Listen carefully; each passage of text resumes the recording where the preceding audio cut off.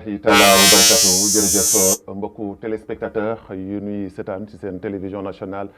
El Mauritania comme ni leen koy defee saa su nekk seen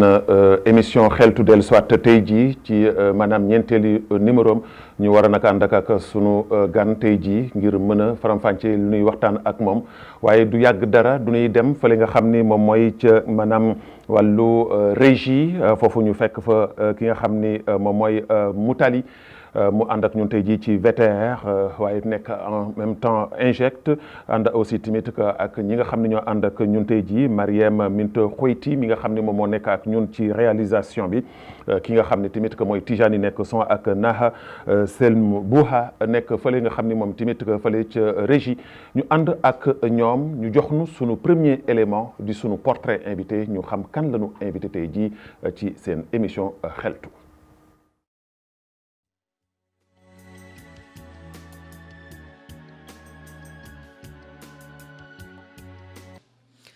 seen émission xeltu moo fas yéene sëgg ci beneen xar kanam bu bees kooku mooy Guéth Diagne Fall Guéth Diagne nag di doomu Garak waaye juddoo ci atum 1924 ci diiwaanu Kifa mi ngi defee njàngum tuut tànkam ci école Sonader daal day def école diggu doomam ci école bi di école Pythagore ba egg baccalauréat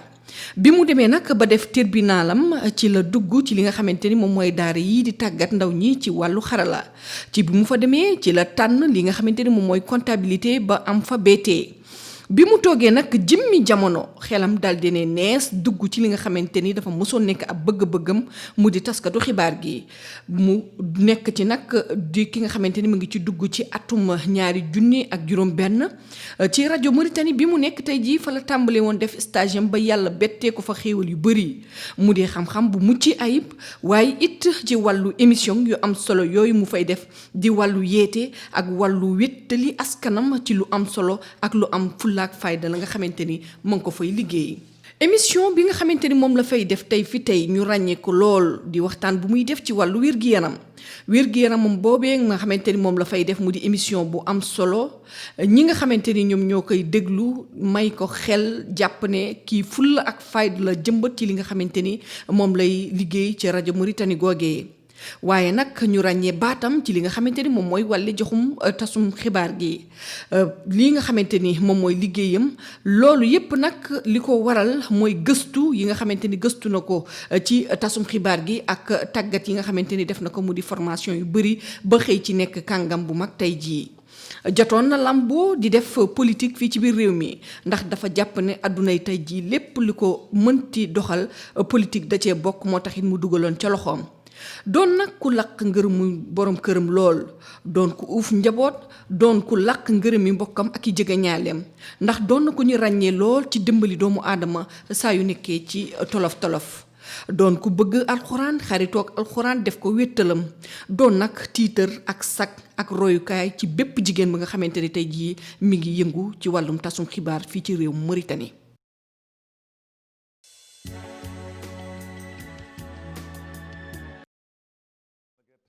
tey jii defe naa ni yaay sunu ñeenteelu gan ci émission xeltu ci saison 6 ñu dalal la portrait bi nga xam ni déglu nga ko ban jàngat nga ci am. jërëjëf Babacar gannaaw bu ma sante yàlla julli ci yonent bi sallallahu alayhi wa sallam maa ngi lay nuyu di am mbégte ba amul àpp di nuyu ñëpp ñi nga xam ni jàppale nañu ma ba ma egsi fii tey di leen gërëm itam di gërëm soxna leen ci li mu def lu am solo la lii nag ab njàngat bu rëy laa ci am. njàngat bi ma ci am rek mooy nit ki lépp looy def rek na nga ci boole fulla ak jom ndax boo ci boolewul fulla rek doo ci génn ndax li yëpp xëy na fulla moo tax ak jom ak gëm sama bopp moo tax tey ma àgg fi ma àgg. sant yàlla bu wér nag. voilà soxna Guéth tey jii ñu dalal la liñ lay dalal nag xeltu damay wax saa su nekk ñin fiy dalal du ñoom ñoo yow Babacar Naam pour mu invité leen mérite moo tax nga fiy ñëw. xeltu képp ku mu ci invité rek c'est parce que liggéey nga li tax ñu war la mën a invité mën a waxanteeg askan wi ñu bëri ñu ngi lay dégg xëy na di dégg Guéth Diagne ci rajo Mauritanie nga fay liggéey depuis booba léegi yaa ngi mi ngi waaj a yàgg liggéey bi nga xam ne yaa ngi fay liggéey foofu la ca rajo Mauritanie ba egsi fi nga egsi ban yëg-yëg nga am en tant que jigéen tey jii ci métier mi nga xam ne mooy métier journalisme parce que bi nga ci soobu xëy na boobu fekk na journalisme jigéen ñi taxul na ko ñu soobu lool amoon na ay jigéen ay jamono mais boobu barewul woon tey jii yéen a ubbi buntu bi ba xale yi gën a ñeme ban yëg-yëg nga ci am ci métier mi nga xam ne yaa ngi koy def tey jii. waaw yëg-yëg bi ma ci am rek Babacar mooy dama kontaan d'abord ci ni ma duggee ci métier bi ndax dafa nekkoon loo xam ne li dama bëgg la yëg-yëg bi ma ci am dëgg-dëgg nag mooy jamono ji nga xam ne ci laay toog di def journal ci laay yëg ni man mii kat maa ngi nekk journaliste maa ngi def loo xam ne li ma bëgg la def loo xam ne lii nekkul loo xam nit moo ma ci poussé dafa nekk loo xam ne lii sama bëgg-bëgg bopp la ma koy def muy métier boo xam ne bi itam xëy na dinaa ci gëstu lu baree bare dinaa ci dem seet indi ndax journaliste mooy koo xam ne kii day wuti di indi di joxe ay loo xam ne lii lu wóor la teg ko fu wóor itam di éduquer surtout éducation bi nga xam ne maa ngi koy def ci sama métier bii may def ndax man damay def santé di def éducation. mais dañu gis ni jigéen ci biir këram. voilà dañu gis ni ci sa parcours maanaam cursus scolaire maanaam comptabilité nga def BT. comptabilité wute ak lool li nga xam ni moom mooy journalisme comptabilité ñuy wax ni fa la koppar yi nekk. koppar bi bare lool foofu. nga bàyyi ko fa ñëw taamu journaliste. bëgg-bëgg la bi nga nekkee xaleel loolu moo tax nga def sa formation ba am sa lijaasa ci wàllu comptabilité bàyyi ko fa dem ci métier journalisme. waaw bëgg-bëgg la comptabilité ba ma koy defee man du woon loo xam ne li ma bëgg la. waaye xëy na bëggoon ko def pour am ci li mu si jàpp rek ba keroog may am li ma bëgg ndax man sama bëgg-bëgg dëpp ma nekk xale mooy sama papa sama musaanga du naan papa man dama bëgg génn télé ñëpp di ma gis wala ma bëgg faj ñaar ma doon sama option soit ma génn télé ñëpp di ma gis xam nga xelam xale rek ñëpp di ma gis may wax yore samay këyit wala ma dem di faj léegi ma defee comptabilité ba pare jël samay lijaasa téye ko ne naam dem naa liggéey mais liggéey bi joxuma ko woon ful la fu ma liggéey ñaari fan bàyyi xëy na boobu temps aussi fekk na maa ngi yore samay njaboot ñu nekk xale tuuti te bëgguma leen bàyyi di dem loolu gën na ma poussé sax ma teg comptabilité de côté mais toujours rek sama xel fu mu nekk rek mooy nekk journaliste. yaa ngi junj léegi rek nag waaw may dem nag di dem ba yàlla dimbali ma dugg ci métier bi mu doon métier bi ma bëgg nag waaw. yaa ngi junj léegi nii journalisme da nga ciy gëstu da nga ciy xool parce que journaliste mooy kii gëstu te di informer vrai. parce que du ñuy wax ni fake news léegi bari dafa bari. joxe information yu fausse dafa bari. dëgg la journalisme bi léegi ku jóg soobu ci te nan koy defee ak nan koy doxee nan koy doxalee demewul noonu. tey jii soo gisee tey jii ay nit ñoo xam ne ñoo ngi dugg ci journalisme mais pour yàq doomu aadama pour wax lu bon ci doomu aadama rien que man Guet Diagne neexuma il faut que ma bind ci moom wala il faut que ma wax ci moom il faut que ma gëstu ci moom il faut que ma jéem a am ay preuve ci moom loo xam ni da koy détruire est-ce que tey jii loolu dal na Guet Diagne Fall ci métier bi.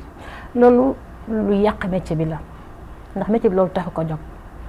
comme ni nga ko waxee rek pour informer nit yi pour xamal leen pour conseiller leen pour dimbal leen ci yenn situation yi ñu génn ci mais nit ki bu jógee ba di bind xëy na yàq ma ko tax a jóg mais journaliste taxu ko jóg. waaw ndax yaakaar naa doomu aadama waroo ko xool rek naan yaa ngi bind ci moom lu ñaaw ba di ko def ci réseaux sociaux yi muy siiw ñëpp di yàq deram xam nga loolu gënul daal gënul kon journaliste dëgg mooy ki nga xam ne day wuti di indi wut loo xam ni daañu si jëriñu loolu mooy journaliste. mais Guet yéen ñi nekk ci télévision publique yeeg rajo publique yi. lu mel na rajo Mauritanie télévision Mauritanie dañ leen di bàkkee que ni yéen moom maanaam langue de bois maanaam tàccu rek ngeen nekkee ci rajo yi loolu su ngeen koy dégg ñu leen koy wax lan lay def ci yéen est-ce que du leen gêner du leen metti parce que vous êtes mal vu ci maanaam tax seen taxawaay parce que du ñuy wax ne nguur gi rek ngeen fi nekkal ñoom rek ngeen di tàccu te métier journalisme waru leen toogal njiitu réew waru leen toogal jëwriñ da ngeen war a toogal askan wi parce que askan wi ñoo leen fa teg. naam askan wi moo ñu fa teg waaye duñu war a xam ni fi ñu nekk nguur gi moo ko moom jàppale ñu nguur gi de. tàccuunu rajo mais télévision publique la ñu wax. publique la ñu wax rajo publique la ñu wax waaw. kon publique suñ ko waxee rek c'est pour mboole mi. yëpp ko moom mais ñun fa ñu ne damaa ngi ñëw. ñun fa ñu nekk tàccuwuñu kenn ñëpp lañ fa yemale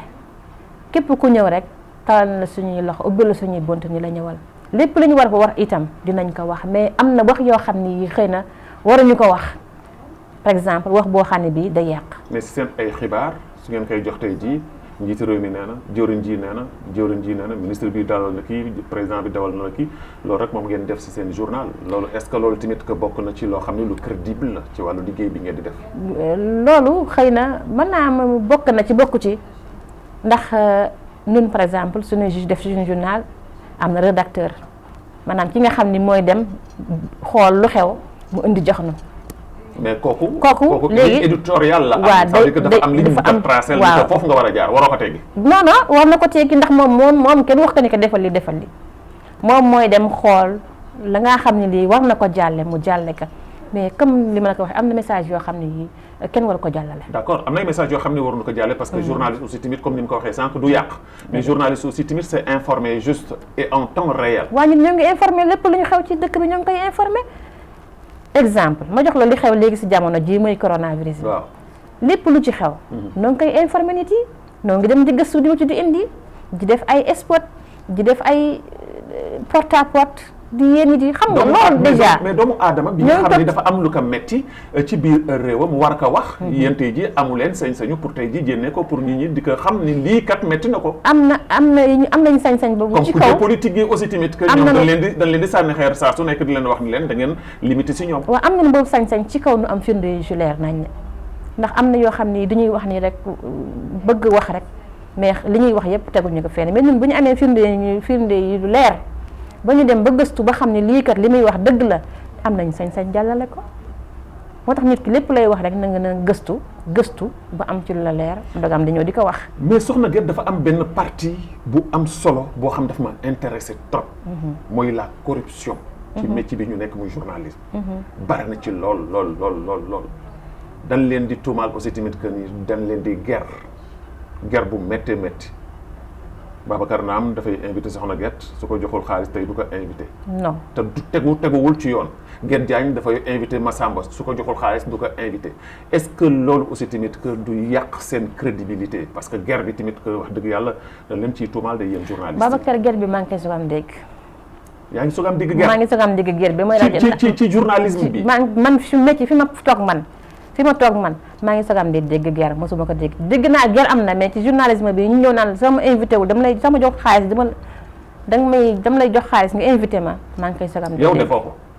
man defuma ko te dégguma itam ko def ci rajo bi xëy na nag sama dégg-dégg moo sorewul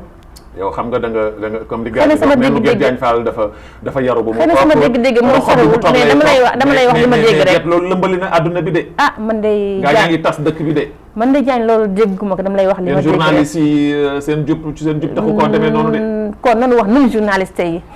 ñun journaliste yi kon la ñuy wax ba tey ñun journaliste yi bopp mais man baat li ma lay wax rek ci wóor mooy man loolu dégguma ko wax dëgg yàlla mosuma ko dégg mosuma gis itam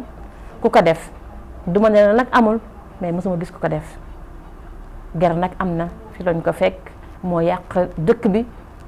mais métier bi ma nekk wax dëgg yàlla fi ma toog man mosuma gis. nga xam ne kii dafa ni ñu jox xaalis d'accord naa nag nit ñëw. ñu la defal ma émission. waaw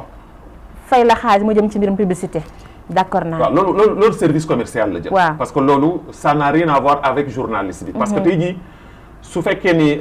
Babacar Naam dafa am produit boo xam ne daf ko bëgg a jénne ci biir émission bi nga xam ne mooy émission Guèye kooku day dem waxtaan ak commercial. waaw ñooñu ñooy bind ay këyit lu leer ñoom ñooy waxanteeg ñoom donc ñëw waxante ak Guèye. Guèye pourcentage ba mu fay am daf koy lew. parce que émission am la. mais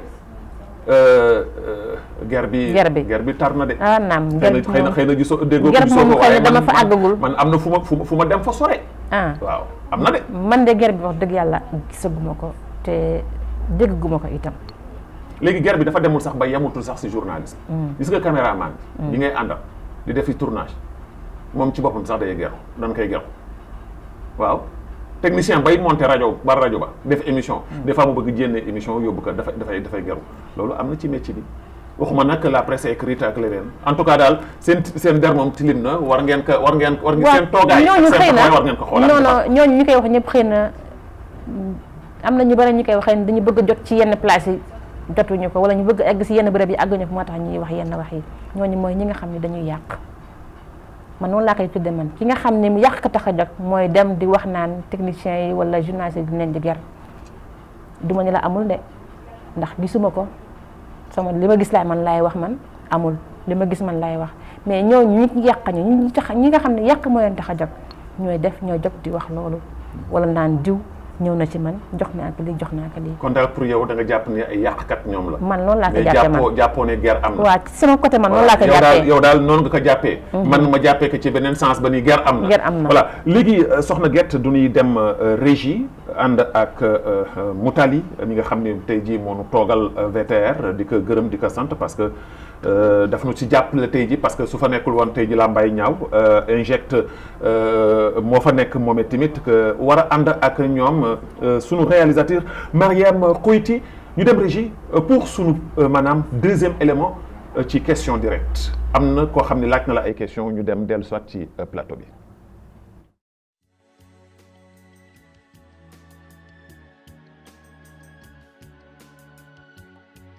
dama doon laaj rek soxna Guette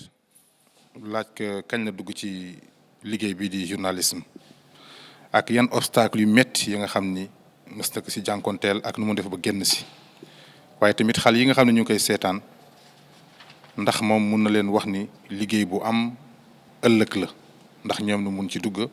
man ci liggéeyal seen réew mun ci am seen tawféex.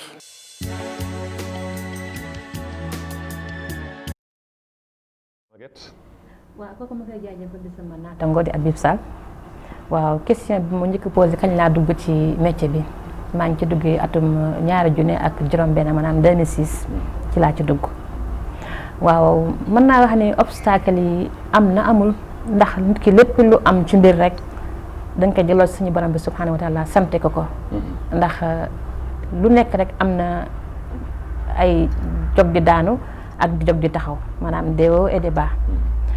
kon mën naa wax ni métier bi ma nekk gisuma ci dara loo xam ne lii métti na ma wala dara loo xam ne lii maa ngi ko ciy rëccu gisuma ko. mais am na ay jafe-jafe yoo ci traversé. waaw am na maa ngi ñëw am na yenn jafe-jafe yu ndaw rek yuñ ciy jànkonteel waaye mën naa wax ni nekk na loo xam ne lii lu jàll du jafe-jafe sax ñu ne ko tudde jafe-jafe rek ndax léeg-léeg xëy na ñu bëgg par exemple dem yenn place yi defi fa reportage no ay jafe-jafe ci wàllu matériel xam nga loolu ci aadi fi lañ ko fekk jafe-jafe ci wàllu matériel. nga ñëw mais lu toll na rajo publique aussi tamit. day tombe war nañu dépassé foofu ci jamono bii macha allah matériel am na fa mais xëy na jamono ji ñu koy day tombeek événement am wala dara am matériel bi yëpp dem su ko defee da ngay toog di xaar ki nga xam ne moom lañ jox ni ko demal te ñëw mu ñëw pour nga mën a dem mais matériel moom wax dëgg yàlla manqué wu fa saa yoo fëggee ñun la ay ca mi ngi nii mais yenn saa yi nag da ngay fekk yëpp dem xam nga mbir moom parfois liggéey day am parfois du am noonu lay demee xëy na am na lenn loo xam ne li itam mën naa wax ni mës na ma arrivé mooy ñu gàddu suñu nagra dem ba palais du congrès ñu leen dugg. lu waral loolu. lu waral loolu mooy xëy na bi ñuy dem amuñu woon autorisation pour dugg fa. loolu du faute grave. déedéet du faute grave ndax rajo yabaluñu. yéen a yabal seen bopp ñu yebal suñu bopp. te du ñu waroon kooku seen faute la. waaw xam nga foofu laay ñëwee. du ñu waroon dem ci rajo ba ni ko jox ñu bindal ñu këyit ba wane ne ñun. est-ce que loolu du manque de professionnalisme aussi. non du manque professionnalisme ndax ñoo ngi jël suñu badge. normalement suñuy badge badge bi am nañu carte carte de presse ça ne veut carte de rien presse dire. normalement Babacar foo ko wane G5 Sahel am na déedéet d'accord ma ak yow Guette. carte de presse foo ko wane dinañ la bàyyi nga dugg. déedéet d'accord ma. carte bi sa photo mi ngi si sa téléphone mi ngi si lépp nga d'accord foo ko wane dinañ la bàyyi nga dugg. d'accord ma G5 Sahel ngi nii di ñëw. soo amee sa carte soo fa demee doo dugg. d'accord naa doo dugg. du dëgg waaw il faut que aussi tamit que administration dafa am nu muy demee. dafa am nu muy demee loolu aussi faute grave la ci journaliste yi dafa am nu muy demee waaw dafa am nu muy demee mais comme lu ñu doon def reportage feneen ñu ni palais du congrès am na rek ñu ni kon nañu dem tànn suñu chance ba xam dinañ dugg. waaw loolu bu mu leen dalati nag loolu faute grave la. waaw loolu nekk loo xam ne lu ma marqué la ci maa ngi ñëw lu ma marqué la. ñu mu doon jumte boo xam ne bii ñaan yàlla di ko defaat. waaw ndax lu nekk dafa am yoon. duñu war a bindal këyit ne ñu dem leen palais du congrès. très bien jox na ay badge leen dem leen palais du congrès te ndax yàgg naa fa dem badge la daan yëbb mais xam nga rek dem reportage temps bi des rek nga ni xaaral ñu do palais du congrès wuti fa lu ñu am. ñetteelu laajam. waaw ñetteelu laajam nee na lu may lu may wax xale yi maanaam ñi nga xam ne ñooñu bëgg nañu dugg ci métier bi daal waaw di leen wax bismillah ubbi nañ leen suñuy bunt. est-ce que am na njariñ. am na njariñ li tax nga fay séentu est-ce que am na ko. dinañ ko fa fekk njariñ kese la. journalisme métti na de. métti na te koppar bi taxu kaa demee noonu. ndax nit métti gis nga métti am na fooy toll. koppar bi ci la. gaa ñi boo ko fekkee bakka ca dafa leen intéressé lool. waaw koppar bi ci la may ñëw. boo ko ci fekkee bakka ca mais métti am na fooy toll. askan wi ñoo tax ngay def man fi ma toll man koppar bëgg naa ko macha allah mais askan wi tey ñoo tax may def te mbir soo ciy dugg ndax askan wi tax ndax jëriñ bu bare na nga ci soo xamoon li ngay leen di apporter moo ëpp yow li ngay am. kon mën naa wax ni genre Mame Penda. nañu ñëw rek Mame Penda Gaye yi nga xam ne duñu bëgg am. non nañu ñëw maa ngi koy nuyu de passage. waaye moom dafa bëgg koppar de. koppar bi ci la boo ko fekkee bakka ci waaye nañu ñëw rek bu ñu ñëwee rek ubbil na leen suñu bunt daal bismillah. voilà soxna Guette ñu dellu ci beneen anam dugg ci waxtaan wi ci nga xam ni mooy journalisme parce que. yéen journaliste dafa am loo xam ni. aussi tamit dañ koy dund. da ngeen koy dund bi mooy seen liggéey nekk na liggéey boo xam ni liggéey bu complexe la. te damay gis ni à chaque fois journalistes yi ni ñu waroon taxawee gëdd bi ñu waroon jox métier bi joxuñu ko. loolu tey jii est-ce que du la déranger des fois. dina gëdd bi ñu ko war a joxuñu ko journaliste yi dafa war a nekk référence mu nekk vitrine quelqu'un boo xam ni buñ ko xoolee rek dafa am benn image bu ñuy def ci moom ci colinam ci kàddoom ci taxawaayam ci présentation mais tey jii lu néew surtout ndaw ñi nga xam ni ñoom ñooy dox mag ñi xëy na am na fu nu nekkoon mais ndaw ñi surtout yàkkamti boo xam ni professionnellement daal doxatuñ ci. dëgg la loolu métti na ma trop. ndax journalisme dafa nekk loo xam ni da nga ko war a jox gëdd man te ci tey sama gisee ko am journal exemple laa lay jox xale ba ñëw dugg bees dugg ci métier journal tas xibaar journal da nga war a ñëw benn waxtu wala ñaari waxtu ngir mën toog préparer mais ñun dañuy toog ba mu des 30 minutes fanweeri simili fanweeri seconde ñu ñëw naan dañuy présenter seen journal kooku borom lay wax. lan ngay wax ci biir journal boo xam ne journal la nga war a toog jël sa temps war koo préparer ndànk waaw war a joxe loo xam ne nit duñ koy dégg duñ siy jëriñu waaye toog ba mu des 30 minutes nga ñëw naan da nga war def sa journal 30 secondes 30 secondes nga ñëw ndax mën nga am 2 heures de temps yoo xam ne yi da nga ko war a toog wala 1 heure maximum da nga war a toog ngir jàng sa journal kii informé di ko jàngat ba mu wóor la ni da ngay dem ba sax da nga koy réciter ndax doo toog da nga parfois da ngay dem ba doo xool sax doo xool këyit papier bi da ngay toog rek di wax kon man sama gisee ko di noonu daf may metti ndax loolu yàkkamti la sa àdduna te journaliste nga ko yàkkamti rek yàqule. très bien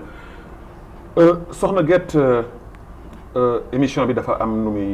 muy tëddee nag comme ni ma koy waxee saa su nekk su émission bi di commencer damay jël partie Kleenex dama lay jox benn. merci jox la ñaar. merci ne la téyel. ñu ànd ak sunu réalisatrice ak aussi waa régie fële ca Moutali Selmo Bouha ñu jox nu sunu premier élément ci wàllu témoignage am na ku nu seeti ku ko joge la am fu mu jaar ak moom mu wax nu lan la xam ci Guette Diagne Fal.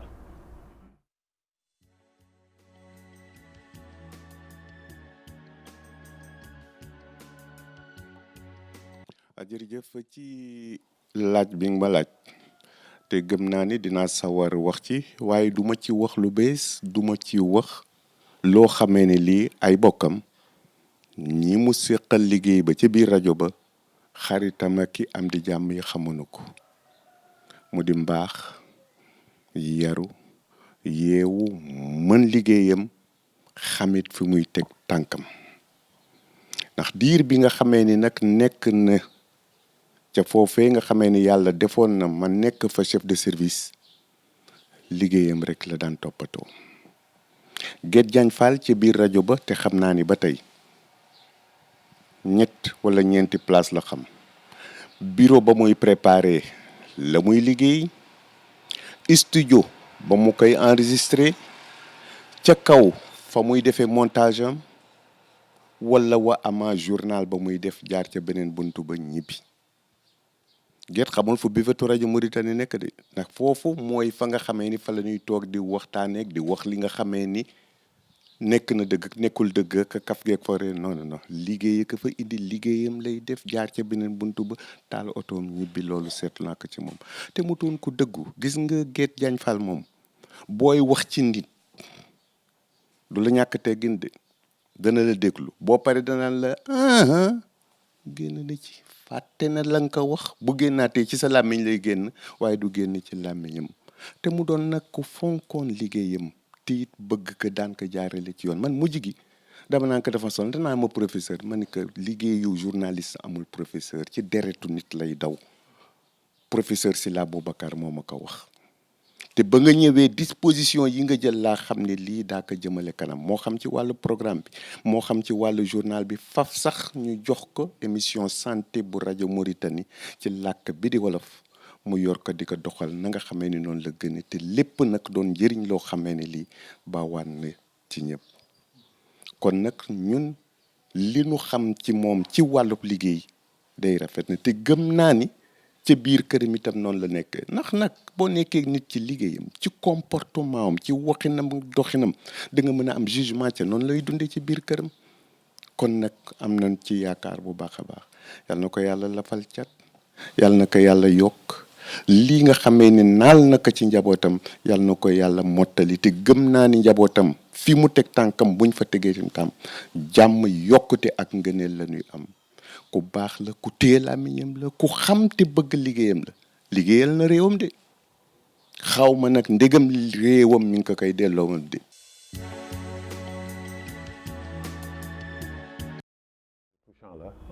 yu yëg sa xol la. waaw dëgg la kay lu yëg sama xol la ndax kii dafa nekk koo xam ne kii mën naa wax ne su ma amee fit tey di wax ñëpp di ma dégg yàlla ak Sylla Boubacar mi ma jàpp sama loxo ba dugal ma ci rajo ak moom mii ndax bi ma ñëwee Sylla Boubacar daf ma jël boole ma ak moom te yàqu ci dara jàngal ma fi ma war a jàngal ma lépp loo xam li nit war na ko def rek ci métier bi rek moom mii moo ma ko jàngal tey kon su ma toogee ba ñu naan Guet Diagne Fall moom mii moo tax tey kon dama koy gërëm di ko sant El Hadj Guèye daan naa wax sax yenn saa yi naan El Hadj mii lu ma def rek mu ni baaxul da ngay def dara ba defe ni yaa ci nekk mu ñëw la li nga def dara baaxu ci moom du jëy kenn de ngay dara baaxu ci naan ma itam bu jàpp ni mukk ni xam nga jàppal ni toujours xamuloo rek ndax métier bi ku ci nekk chaque jour da ngay gëstu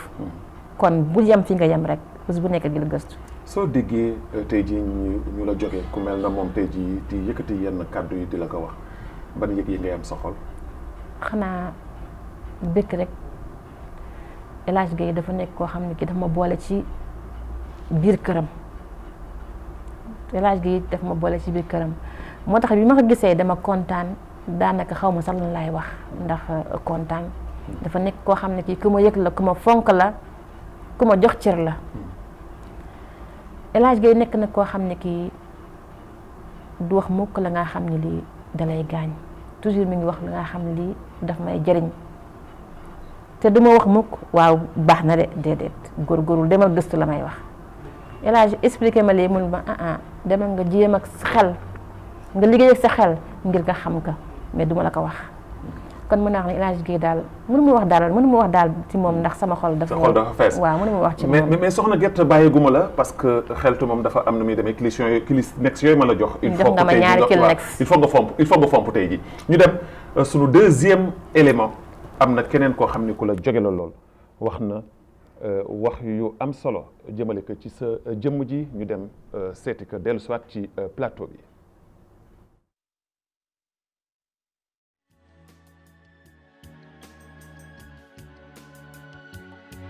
comme li nga ko waxee rek man rakk laa ci soxna si ngeen invité muy Guet Diagne Fall alors wax ci moom nag dina yomb dina jafe dina yomb benn côté mooy nit ki boo ko xamalee lu bëri lu baax booy wax ci moom du dara li nga xam ne da nga ko sos wala da nga koy créer donc mun nga wax lu bëri ci moom spontanément et dina jafe nag mooy comme que da nga xamal lu bëri lu baax bëgg ko tënk ci ay simili day xaw a jafe de peur nga fàtte lu bëri loo bëggoon wax te waxoo ko alors Guèye Diagne moom mën nañ ko aborder ci point yu bëri su mu waxee côté société bi wala relation lu mu am ak digganteeg nit yi li mu bëggee nit li muy dox mbokk li muy def diggante mun naa wax ci côté professionnel lu mu gëmee liggéeyam ak assiduité am mun naa wax ci côté famille am relation bu baax lu mu amal diggante magam ak ay rakam mun naa wax aussi ci côté këram ak fooyam ak nu mu taxawee foofu ak éducation bu muy inculquer ay doomam et surtout côté boobu mooy éducation bi parce que gis naa côté boobu da ci bay waaram dëgg et parce que nit ki moom lu gën a rëy lu mu mën a wala wayjur sax lu gën a rëy lu mu mën a jox njabootam wala ay doomam mooy éducation bu baax mooy yar bu baax parce que ci lépp nekk gën ci mbindeef yonente bi sallallahu alayhi wa sallam moom buñ ko daan tagg dañ koy tagg ci jikko yu rafet donc côté boobu moom mi ngi ci bay waaram dëgg donc comme que temps bi c'est limité damay limité wu tuuti ci aspect familial comme ni nga ko waxee rek mam na rakkam la et suñu ñaari waajur ñoom jóge nañ fi yàlla na leen yàlla yaram te xari leen àjjana yi gën a kawe mën naa wax ni seen absence li mu naroon peser wala influence lu bëri sentiruñ ko noonu ndax présence ak taxawaayu Guèye taxawaayam comme kilifa taxawaayam comme mag taxawaayam comme confident taxawaayam comme guide donc loolu tax na effet bi dafa atténué wu lu bëri donc parfois duñ koy xoolee bëtu grande sœur wala parfois duñ koy xoolee bëtu kilifa wala wayjur et ci exemple rek bëri na lu ma mën a wax mbir bu amee ci famille bi wala en dehors même de la famille et bu ko yëgee day bàyyi yitteem yëpp ñëw taxawu essayer régler mbir mi def ko problème boppam tant que mbir mi jeexul et que ñëpp amuñu satisfaction moom du tranquille wala du mën a reposer wu et day nemmeeku nit yi day nemmeeku ay frère am ay sœur am di leen woo souvent di leen yéene ay vocal et chaque fois day conclure di joxe ay conseils ak di digle lu baax kooku non seulement des membres de sa famille mais d'autres personnes yoo xam ne sax bokkul ak ñoom côté boobu chaque fois buy wax ak ñoom wala buy finir seen discussion day conclure ak joxe ay digle yu rafet et damay dégg parfois aussi wolof Njaay wala ay mag yi sax di wax naan nit ki bu ñu waxee ni baax na dina naan ndem ay mbokkam a ko wax wala bu ñu waxee ni diw baax na dañuy wax est-ce que ay mbokkam ñoo ko wax donc soxna Guèye Diagne man mii frère am mun naa seede loolu ci baaxam et ay jege ñaaleem ak ay mbokkam xam naa aussi boo leen tendre micro bi daañu wax seede yi wala yu gën sax li ma wax ni et di jeexal rek di ko ñaanal yàlla bàyyi ko fi ba si kalam yokk taxawaayam yokk wér-gi-yaram et di ko encourager surtout et di xam ni yoon bi muy nekk nii ñun ñoo ngi koy sentir et fierté la si ñun ñoo ngi kontaan ci moom ci ay taxawaayam et ñoo ngi ci ginnaawam di ko soutenir et di ñaan yàlla rek yàlla yokk taxawaayam et yokk jàmm asalaamaaleykum.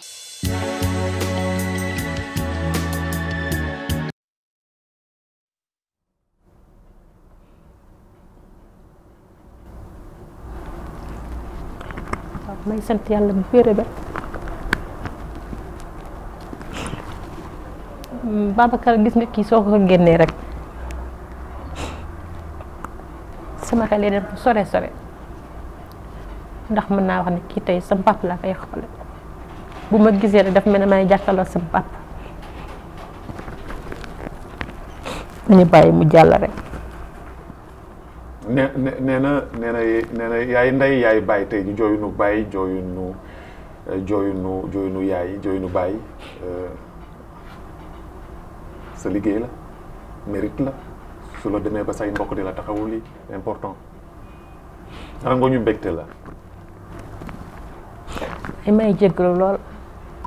voilà c'est dafa nekk sama rakk joo xam ne yii dafa sës ci man rakk te rëkk ma du lu mu di sama rakk moo tax may wax de mais kilifa bu muy wax ci man ci moom la nekk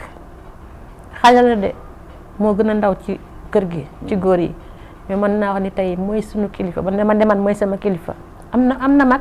macha allah mais man tey mooy sama xarit mooy sama lépp li mu wax ci man rek ma nga ci moom mii kon mën naa xam ne rek mënu ma wax ci moom mais dama koy ñaanal rek fan gudd ak wér. Très bien. Donc voilà donc l'originalité de l'émission Xeltu li moom mooy originalité bi nga xam ne moo nekk ci Xeltu donc l'objectif tey jii comme ni ñu koy waxee atteindre nañ ko ñu dem nag ci beneen élément bi nag dafa nekk élément boo xam ni daf ma marqué ci éléments yi ndaxte koo xam ni dafa dem ba di la tëkkanteel ak mag ñu baax ña soxna Jaara Buso maam Fawade Wele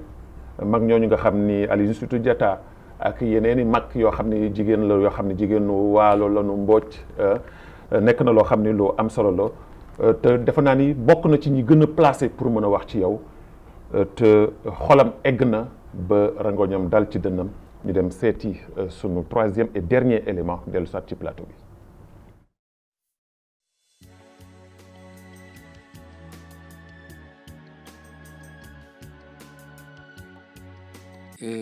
soxna Guèye nag Babacar man li ma mun ci wax ci moom day bari mais dama koy jëm tënk ba nga xam te ne bii ku am dégg daa ci dégg lépp ndax li ñu xam ci ñoom yëpp bëgguñu ko wax lépp li ñu la mën a wax rek Babacar ci tënk mooy soxna bu baax mu ngi am ba léegi mu ngi am xam nga léeg-léeg da ngay dégg ñenn ñu naan jigéen ñi léegi mais ba léegi jigéen bu baax mu ngi am soxna Guèye Diagne soxna su baax la soxna su baax la man dafa am ci ay man bii di wax ak yow dafa am jukku yu rafet yu baax yi nga xam te ci moom laa ko jànge ci moom soxna su lu ma gën a impressionné ci moom mooy Guèye dafa nekk nit ko xam te ni kii du découragé lu mu jëm ci lu baax bëgg ko tànk àggu si du mës a découragé te noonu la ko bëgg la ñëpp dinaa la tënkal ñetti mbir yi nga xam ni daa ci dégg lu bari Guèye soxna su yaatu la macha allah ku yaatu la soxna su mën a muñ la mais aussi soxna su bare sutura la xam nga sëñ Babacar booy seede si nit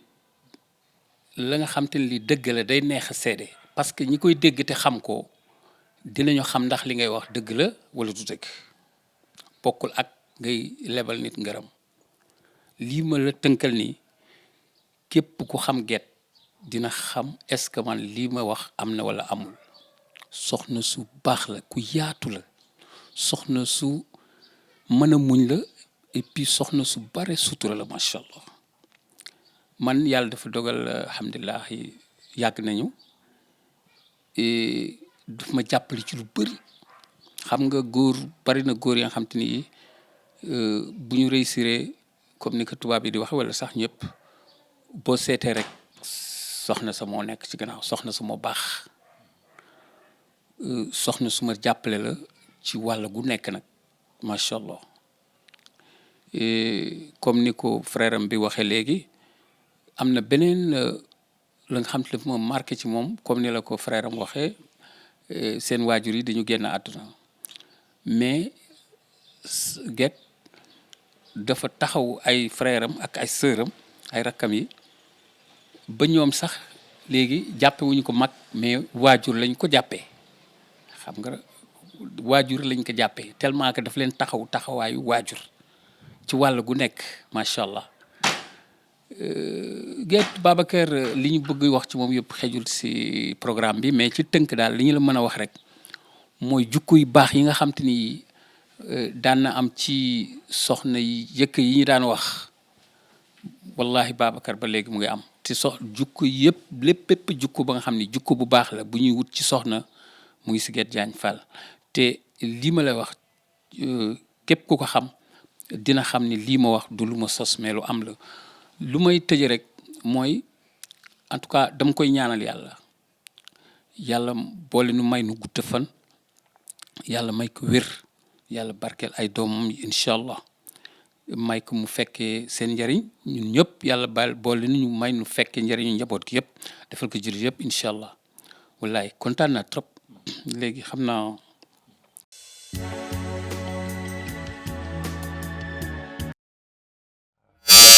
borom kër la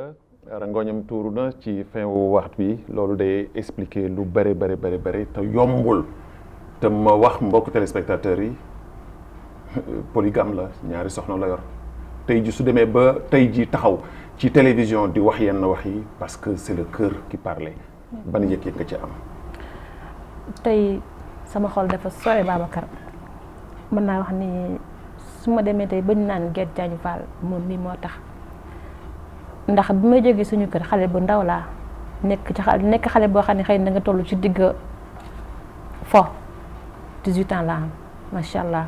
kon mën naa xam ne moo ma yar ndax li ma xam yëpp si moom laa ko xamee moo ma jàngal àdduna jàngal ma nan la ak naka la kon su ma gisee tey mu wax ci man dama ciy kontaan lool li mu wax yëpp nag mi ngi ci moom ndax su ma baaxee moo ma jàngal baax bu ma xamee sutura te moo ma ko jàngal ndax moom moo am sutura ma suturaal yërëm ma yiir ma moom mii kon lépp li mu wax rek mën naa wax ni moom moo ma ko jàngal ndax samay waajur teel naa fa jóge lool tey ci tey même bi ñu génnee àdduna yal na yàlla yërëm jooy ma benn yoon waajur ndax taxaw na ma fépp sama papa sama waajur gëj nañ ma xamal dara bi dama amee 18 ans ma dem ci moom lañ ma gën xamal dara macha allah kon mën naa wax ni tey ci tey lépp moom la du jóg njàng te mooy njàng. alors soxna Guet tey ji sa borom kër polygame la nan ngay dundee ak sa co-épouse est-ce que le courant passe parce que góor su noppaloo rek c'est parce que soxnaam yee ko noppal. macha allah alhamdulilah sant yàlla bu wér amuñu benn problème ñu ngi sant yàlla bu wér a wér ndax mbir soo ko décidé rek moo diis. polygamie nekk na loo xam ne lii tur bi rek moo rëy ku ko dégg da ngay tiit mais du dara boo ubbee sa xol yaatal ko rek ku ñëw di nga mën a def ak moom ndax gisuma lu fi jar rek di diisal wala di yàq ndax problème mooy bu ma diisalee wala keneen diisal rek suñu problème la ñun. du ñu nekk si jàmm et problème ngeen di teg seen borom kër aussi. jeex na fa laay jëm mu teel a màggat lool. góor yu bare tey jii moom naay nanu. kon li ko indi mooy polygame bi. ñu jël waaw li may wax sama mbokku jigéen mooy polygame du dara boo ko wërsëg dong la boo ko neexalee rek mu neex boo ko disalee rek mu dis kon nañ ko neexal ba mu neex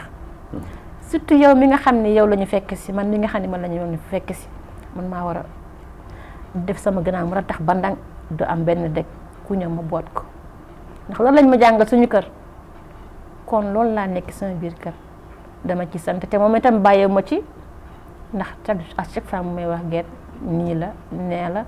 muy koo xam ne lu jafe jamono ji ndax daf may dicté lu may def su ma du bëggee def erreur ma Guet lii nii wala kon doxee nii xam nga kooku nañu lay jàppale. kon tey ci tey mën naa wax ni fu ma àgg tey moom la daal ci gàttal. soxna Guet xam nañu ni bu baax a baax gëstu nañ ci lu bari te am nañ ci ay témoins. yoo xam ni. da nga amoon complicité ak sa waajur say waajur. rawatina sa waajur bu góor. dëgg la da nga amoon complicité ak moom. dëgg la yenn àddunaam bett la. alors tey jii ñàkk waajur nu muy def ci doom. malgré que ni tey jii comme ni nga ko waxee am nga sa borom kër tey jii mu taxawu la fépp. soo toogee des fois nga gis yenn situation yi nga xam ni ndey nekku fi bàyyi nekku fi lan lay def ci yow. metti rek ndax nit ki même boo demee ba am. téeméeri at sax bëgg nga say waajur nekk sa wet ndax boo gestoo gis leen rek problème boo mënti am day dañ ñàkk waajur dafa metti surtout nag ñàkk boo xam ne daf la bett ndax sam papa ni mu génnee àdduna daf ma bett trop dafa demoon gàmmu ji moom ku bëgg yonent bi sallallahu alayhi wa sallam la woon demoon gàmmu ji dellu si xëy na yàlla moom ko surtout nag bi ñu toogee naan tey lay ñëw xam nga loolu moo gën a metti kon ñàkk waajur nekk na loo xam ni lu metti la daal waaye yëpp duñ ko jël suñu loxo suñu borom bi rek ndax moom moo ma ko joxoon moo ko yóbbu ndax am na ñoo xam ne gisuñu seen waajur xamuñ seen waajur nu mu mel kon su ma toogee ba gis sama waajur ba ma màgg ba tey suñu borom bi jël ko kon dama ciy sant rek te jàpp ne rek yàlla moom mi ma ko joxoon dina ma taxaw. soxna Guet ku bëgg alxuraan la ba tey jii fi mu toll fii nii mi ngi jàng alxuraan. jàng ci ba sore mais bi nga demee ba jëm mag da nga ko gën a fonk di si jàng ba tey ji yaa ngi sa téere di jàng alxuraan saa su nekk. alors loolu dafay expliquer lu bare message la boo bëgg a lancer say moromu jigéen yu toll sa âge te war a jàng alxuraan gëstu kër yi jàng du weesu ko tey ji alxuraan moo jëkk te moo mujj. dëgg la alxuraan moo jëkk te moo mujj alxuraan Babacar dafa bokk ci dundu doomu aadama man alxuraan dama ko bëgg sama xol même bu ma ko jàngul naa yëkkati teg sama wet rek damay sentir lu bare kon damay wax sama mbokku jigéen yi rek wala ñëpp laay wax sax nañu fonk li nga xam ne mooy téere bi di alxuraan. rawatina jigéen ñi. gis nga ni nga fonk sa portable bii. di ko fomp di ko nettoyer. di ko xool lu salte nga dindi ko fa mu fees nga fomp. noonu nga war a fonk sa alxuraan. suba soo xëyee sa kaamil bii mi ngi tege yëkkati ko nga jékki-jékki ak bu mu jekk même boo ko ubbiwul fomp ko xool feuille yi lu xaw lemu nga taral ka xam nga loolu dafa baax rawatina nag nga ubbi ka boo ko ubbee boo xamoon li nga ciy am yaakaar naa ñëpp dinañ jàng alxuraan. say waajur nekkatuñ fii tey dañ la arrivé nga toog jàng kaamil bi yëpp wàccee leen ko. def naa ko macha allah xëy na yàlla baaxee na ma loolu ba defal naa ko wàcc naa kaamil tam ciy sant bu baax a baax ndax alxuraan dafa foor képp ku koy sàllool rek yaakaar naa rek sa xol day dëgg saa su nekk. soxna Guette ñu émission bi lu si des barewul duñ koy tënk jeexal ko mais balaa may dem dama bëggoon ñu dellu soit ci métier bi ngay yëngatu ci journalisme ban message tey ji ngay lancé sa maanaam naatango journaliste yi ci métier bi ci taxawaay bi parce que ñoo ngi ci situation bu particulière muy situation Covid-19 di mbas mi mën na ci wax émission bu mu jeex te duñ ci wax ndax yéen a ngi ci liggéey bu mucc ayib di sensibiliser nit ñi mais situation bi chaque fois duñuy gis ne day gën a aggravé di gën a dem ci kanam tey ji ban message ngay lancer mbokk journalistes yi pour seen taxawaay tey ji ci mbir mi parce que da ngay gis des fois ay informations yoo xam ne da lay tiital te dara du si dëgg lu dul tout simplement rek yàq xelu doomu aadama yi lan nga leen di wax ci situation mbas mi. waaw nekk nañ situation boo xam ne bi ku nekk war na ci wax ndax nit ñoo ngi ciy bay suñu waar boobu ba léegi mais li may lancer sama mbokk journaliste yi rek mooy lépp lu ñuy joxe rek na nekk lu wër surtout jamono ji nga xam ne kenn nelawatul ba yandoor kenn lekkatul ba suur ndax li nga xam ne mooy coronavirus bi kon képp kuy jox xibaar rek na nekk xibaar boo xam ne bi da nga ko jële fu wër xibaar boo xam ne bi ku ko dégg kat dañ li dëggal te ak ni ñu koy joxee nag ndax xibaar dafa am ñu koy joxee doo tëb rek ni nangam wala dara xew na 5e wala 6e da ngay xool bu baax li ngay wax te lépp lu ñuy wax askan wi rek nañ ci boole li nga xam ne ni moo leen di aar ci jàngoro ji nan la ñuy fagaroo nan la ñuy def ba moytu jàngoro ji loolu déjà yaakaar naa jamono ji journaliste bu nekk loolu la war a sàllool mooy fan lañu war a jaar ak nan lañu war a def ba bañ a wesaare naam wesaare na waaye nañu jéem ko faagaagal jéem ko faqastal mu yem fii loolu mooy métier journaliste di dugg ci sa raq yi di dugg ci réseaux sociaux yi di wax ci rajo yi leen jàngal ni ñuy def par exemple jigéen bu jegee marché bu ñëwee lu muy njëkk a def sa balaa muy dem mooy mu def masque bu dee am na gel mu def ci loxoom bu dee amu ko mu raxas bu set ak javel distanciation bi quoi waaw bi nga xam ne mooy egg marché bu dee marché na moytu lu mu man naam yombul mais na moytu lu mu man jënd li muy jënd farata moo ko yóbbu na dox li muy dox dem bu gaaw ñibbi këram lu muy njëkk a def bu àggee mooy raxas ay loxoom ak ndox ak saabu ak javel et visite yi aussi tamit ñu wàññi ko déplacé wu bañ si kaate waaw te leneen aussi dinaa ko wax mooy nit ñi nañu moytu bu ñu bañ ku leen sikk ndax jamono ji ku sukk nii rek da nga ko mere du jamonoy sikk jamono joo xam ne ji ku nekk da nga war toog sa kër rek chez toi la ñuy wax rek chez moi kon di sa kër ma des sama kër fu di jamono joo xam ne ji ku nekk war nga moytu ndax bu ma demee sa kër rek yàlla tere ma indi doomu jàngoro ci sa biir kër wala yow nga seet si ma indi ngi doomu jàngoro ci sama biir kër kon dañuy moytu du dem bu kenn si ko kenn ak nuyoo bu ma la nuyuwul ngal la bu ma mere bu ñu tax joxuma la loxo ndax ku ñu jox loxo rek wala nañ la ndax doomu jàngoro ji amul tànk ñun ñoo koy jël di ko yóbbu te bu ma la nuyoowee rek wala naa la ko wala keneen nuyu ma rek wala na ma kon nañu moytu nuyoo yi ak di akolaat. très bien soxna Guette émission bi jeex na tàkk dama lay bàyyi rek nga tàggoo ak mbokku téléspectateurs yi jox daje beneen yoon mbégte kontaan tey ji la xeltu am dalal la. waaw Babacar kontaan naa trop waaye damay jégalu nag ndax xëy na am na fu ma kii tuuti rek. waaye xam nga du sama coobare sama xol a fees. non émotion bi la damay jégalu loolu mooy originalité bi ñi nga xam ne ñu ngi seetaan émotion bi la loolu moom originalité xeltu la. waaw di am mbégte bu amul app yàkkamti sax waaw. di am mbégte bu amul app kontaan naa trop. di ñaan yàlla bu mu doon suñu mujjantalu émission amiin incha allah di la ñaanal itam fa nga jëm yàlla na kawe sa njort. amiin incha allah ñi nga xam ni dugg si nañu El Hadj Guèye du ma ko mës a fàtte. rajo bi ñi fa nekk ñëpp ku lim juum bëgguma lim kenn nag Moussa Sarr tey mooy suñu directeur mooy chef service waaye du ma ko mës a fàtte du ma lim kenn nag ñëpp nga ci biir même Maodo Guèye mi nga xam ne mu nga ci Sénégal di faju mu nga ci biir kon bàyyiwuma kenn ñëpp ay xarit lañu ay àndandoo la ñun ñëpp benn lan daal kon damay yëkkati gërëm ak kenn di ko jëmal si ñëpp di la gërëm yi itam sama borom kër sama rak El Hadj Guèye bàyyiwuma kenn ñi si tànn ñëpp maa ngi leen di gërëm daal jërëjëf soxna Guette Diagne Fall moom moo doon tey jii sunu gan ci seen émission xeltu maanaam saison 6 numéro 4 ci télévision nationale di télévision Ndeye Ji Cheikh di gërëm di sant bu baax a baax leen a jëy ci wàllu portrait bi ñi nga xam ne ñoo àndoon ak man ci terrain bi di xoot mi nga xam ne mooy sama caméraman Alassane ci baax ci wàllu montage bi di profité foofu Alassane di ko jaalee papaam bi génn àdduna naka semaine bi yàlla naka yàlla xaare aljana di gërëm Diallo moom itamit mi nga xam ne jàpp na bu baax a baax ci li nga xam ne moom mooy montage bi injecte ki nga xam ni mooy kii di Moutali bi nga xam ne nag tey jii mention spéciale Moutali ndaxte daf nu jàppale bu baax ndax VTR xam ngeen ni ka fa waroon taxaw tey jii toog fa nekku fa moom moo tey jii def double travail Moutali di ko gërëm bu baax a baax Tijani ci wàllu son bi nga xam ne moo fa nekk ak naaxa leen gërëm Selma Bouha moom itamit di ko gërëm bu baax a baax ci nga xam ni moom moo nekk ànd ak ñun fële ak équipe bi nga xam ne ñoom ñoo ànd ak ñun ñëpp tey jii réaliser émission xeltu Mariam Mintou Koyti un grand merci ci réalisation bi di leen jox daje incha allah naka samedi bii di ñëw ci seen émission xeltu ci beneen kàngam ci réewu Mauritanie yàlla def jàmm ci biir mi yàlla muccal leen muccal nu digganu ci géej xewal wasalaamu aleykum wa rahmatullahi taala wa barakatu